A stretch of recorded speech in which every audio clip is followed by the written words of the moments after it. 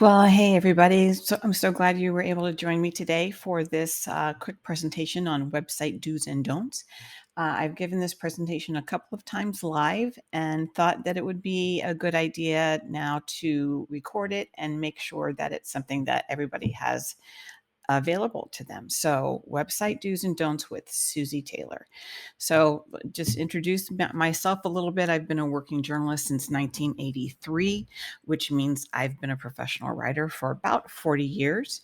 I started a freelance writing business back in the mid 90s when my kids were little. And then it was just these last couple of years that I've decided to really focus in on my content and copywriting skills, trying to help other focused businesses reach their clientele. So this presentation is based on a couple of different things, a couple of different resources. The first one is Don't Make Me Think by Stephen Krug. Now, this is the third edition, the most recent edition, which was written in 2014, which you might make you think that, man, this is old. This is old. How can this stuff be uh, pertain to today? Well, certainly the technology has changed immensely since 2014. However, we as human beings have not. And that's primarily what this book is talking about when Steve Krug says, "Don't make me think." Um, we have not changed the way we scan printed materials. We have not changed the way our brains really work. We have not changed the fact that we are extremely impatient when it comes to getting information. And so this book may have been written in 2014 or revised in 2014, but it is still very valuable and it pertains very much to humans of today. My other resource is American Writers and Artists Institute. I was taking a course called for Site Audits Mastery and Certification. And so a lot of this information I received during the course of that program. Okay, so it's all about time. Every 1 second delay that it takes for your website to load leads to a 7% decrease in conversion rates.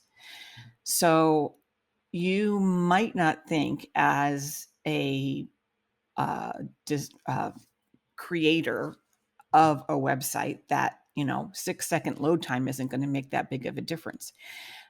But as a user, it certainly does.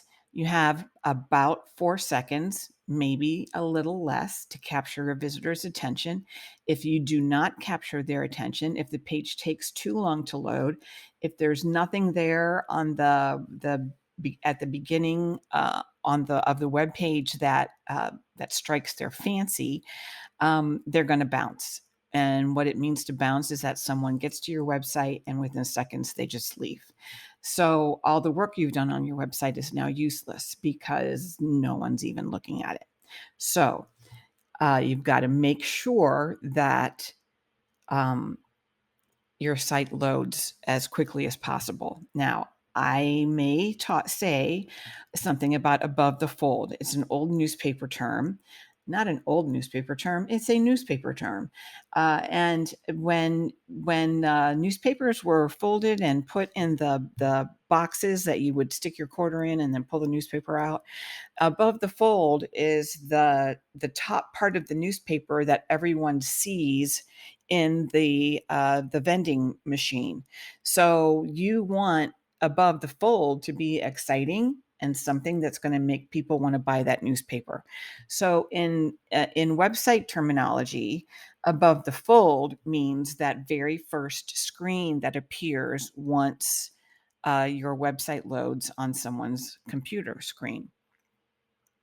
So a lot of the things we're talking about here are items that need to be above the fold, okay? Need to be something that people see immediately. Now, our first do include a nap. I'm not talking about a siesta. I'm talking about name, address, and phone number.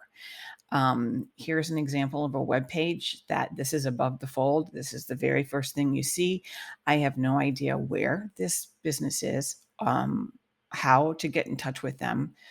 There is a contact section up here in the corner, but that information should be something above the fold that people don't have to go clicking to find it.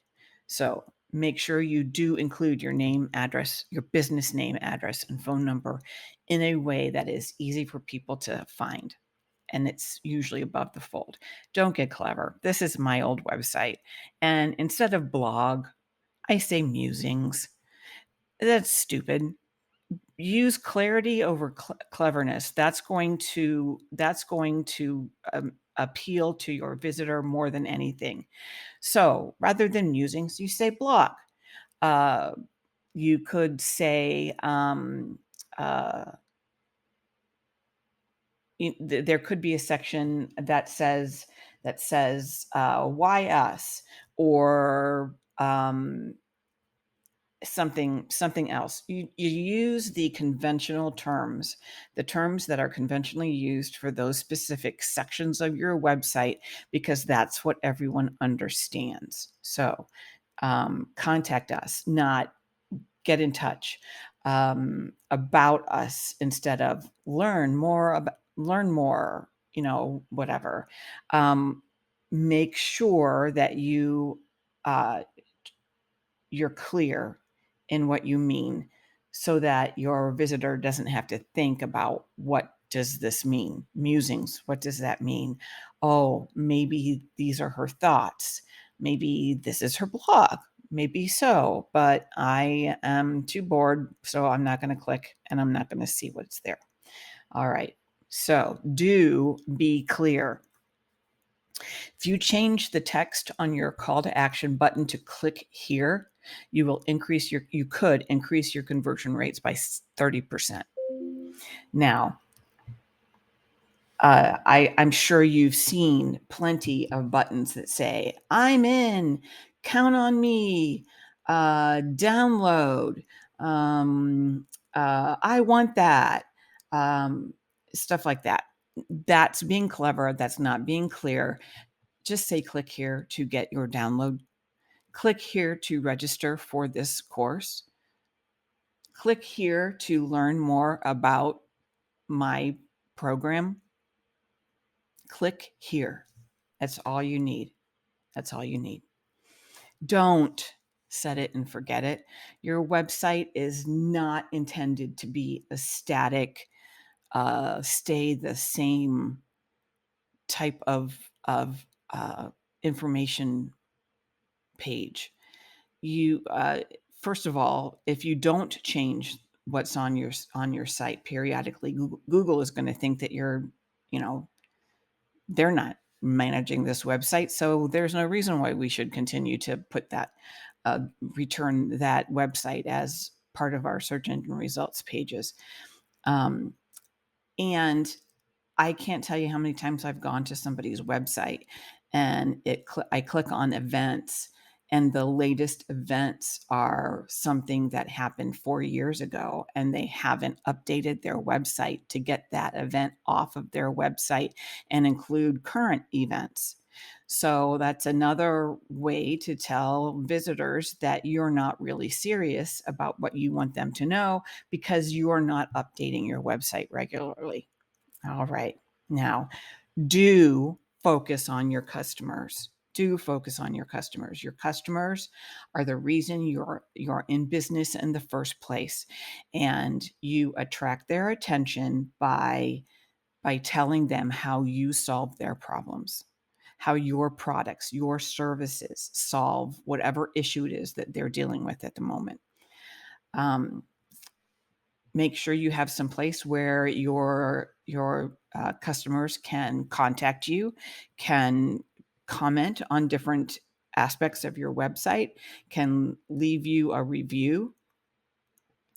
83% of consumers no longer trust advertising, but they do trust that person on the internet who they don't know who they are. They're strangers, but they're going to accept that person's recommendation over anything that they hear in an advertisement. And 15% of consumers don't trust businesses that don't have reviews. When you go to Amazon to order something, what's one of the first things you do? Well, for me, I scroll, I see how much it is, when am I going to be able to get it, and then I scroll down and I look at the reviews. You need to have a way for people to be able to leave a review about the service or product that that they have purchased from you. Don't follow fads. There is a fad right now in design to have this huge hero image above the fold with some clever sentence or some words or something that doesn't tell your visitors anything about who you are. And in order for them to find out what you do, they have to scroll. They have to scroll down the page. Well, that means that they have to click. That means that they have to think. That means that they're tired and they don't want to do that. And so they're going to go to some other website. So do what is valuable to your customers, not what the current design fad is. Do plan for mobile. One of the most important aspects that Google looks at when they are returning search engine results is this website mobile responsive? If it's not mobile responsive, the likelihood of that website ending up on a first page of a results page are slim to none. I have heard statistics that up to 50% of the traffic on the internet is through people's mobile devices. You've got to make sure that your website shows up in a readable, easy to follow, easy to navigate way on someone's phone as easy as it is on their desktop or their laptop. All right. So now I do have this free download. It's why your website isn't converting. It's just 15 key things that a lot of businesses forget. This is the link. You can get that right now very quickly. And then here is how I can be connected or contacted. I'd be glad to talk with you about what your goals are, what you want to do with your site, and how I might be able to serve you and help those goals come true. So I thank you so much for visiting with me today. And until next time, take care.